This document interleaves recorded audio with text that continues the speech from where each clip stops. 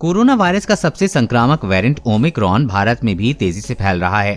Corona संक्रमण के मामलों में भी तेजी देखी जा रही है। कोरोना की तीसरी लहर के बीच आज से यानी कि सोमवार 10 जनवरी 2022 में भारत सरकार अपने नागरिकों को कोरोना वैक्सीन की तीसरी खुराक देने के अभियान की शुरुआत करने जा रही है।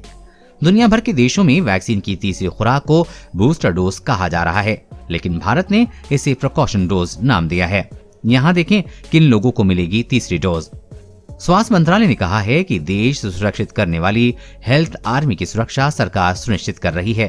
करीब 1 करोड़ से अधिक हेल्थ वर्कर एवं फ्रंट लाइन वर्कर तथा 60+ नागरिकों की उनकी प्रिकॉशन डोज के लिए रिमाइंडर SMS भेजे गए हैं। कोविन पर अपॉइंटमेंट पहले से शुरू है। कल से डोज लगाने का कार्यक्रम शुरू किया जा रहा है। फ्रंट लाइन वर्कर, स्वास्थ्य कर्मियों, पुलिस कर्मियों और अन्य सरकारी कर्मचारियों और कोमोर्बिडिटी गंभीर रूप से बीमार लोगों वाले वरिष्ठ नागरिक तीसरी खुराक प्रिकॉशनरी डोज ले सकते हैं। सरकार ने कहा है कि अगर आप प्रिकॉशनरी डोज लेना चाहते हैं तो डॉक्टर से पहले परामर्श ले लें, लेकिन डॉक्टर के प्रमाण पत्र की कोई अनिवार्यता नहीं है। यानी डॉक्टर के प्रमाण के बगैर भी लोग वैक्सीन की तीसरी खुराक ले सकते हैं।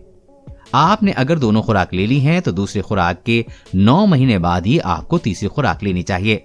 इस लिहाज से देखेंगे तो जिन लोगों ने अप्रैल 2021 के पहले सप्ताह में वैक्सीन की दूसरी खुराक ले ली है, वो लोग अब तीसरी खुराक या प्रिकॉशन डोज ले सकते हैं।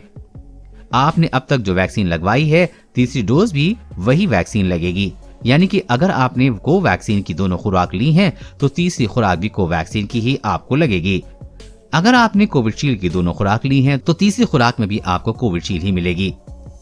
वैज्ञानिक तथ्यों के आधार पर कई रिपोर्ट में कहा गया है कि अगर 2 वैक्सीन का मिक्स करके दिया जाए तो वैक्सीन की क्षमता बहुत बढ़ जाती है, लेकिन भारत सरकार ने वैक्सीन मिक्सिंग की अनुमति नहीं दी है।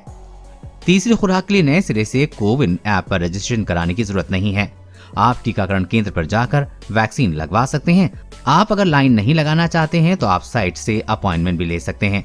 तीसरी खुराक लेने जा रहे हैं तो अपने साथ वोटर ID, आधार कार्ड, पासपोर्ट, ड्राइविंग लाइसेंस, स्वास्थ्य मंत्रालय द्वारा मान्यता प्राप्त कोई भी दस्तावेज लेकर वैक्सीनेशन सेंटर पर जाएं।